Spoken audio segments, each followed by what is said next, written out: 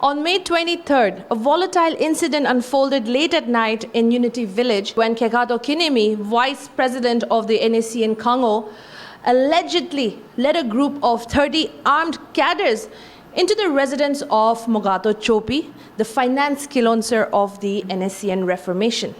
The alleged assailants is said to have scaled boundary walls, overpowered guards, and fired multiple rounds, creating panic. The NACNR termed this as an assassination attempt and condemned the act as a criminalization of the Naga political struggle. Then after, on May 24th and 25th, condemnations poured in, especially from the Working Committee of the NNPGs, alongside civil organizations like the SKKD and Unity Village Youth Organization, where they denounced the attack, urging factions to prioritize peace over violence. The Unity Village Council also adopted stringent resolutions threatening social boycotts and expulsion for ceasefire violators. The council also banned armed factions from establishing camps in the village. On May 26, that is yesterday, security forces were mobilized in response to possible escalating tensions between the two groups, and a joint operation involving Dimapur police, that also included from Chumukadima, the Indian Reserve Battalion or the IRB, the Special Task Force, and Assam Rifles, where they cordoned off Tilika village.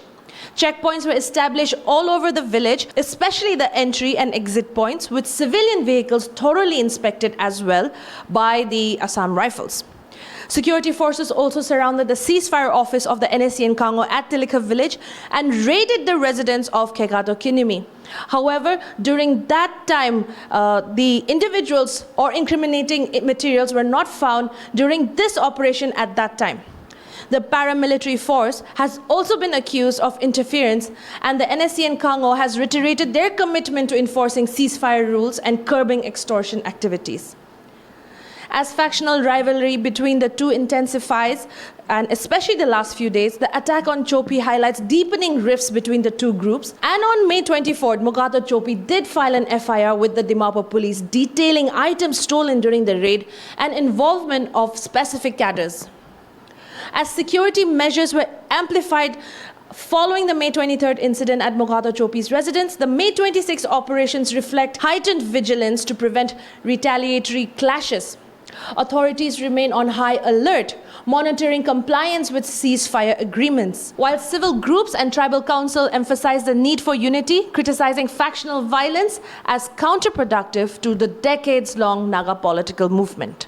The NACN Reformation, in a press statement yesterday also, while recalling the whole incident on May 23rd at Mogato Chopi's residence, said that such an act of Gundaism committed towards a fellow national worker, irrespective of party affiliations, only showed their lack of sense for upholding the peace and the tranquil environment, which has been made possible through tireless efforts of several civil society organizations, tribal ho-hos, and churches across Nagaland. The recent events underscore fragile peace in Nagaland, with factions at odds and security forces moving in to contain any fallout.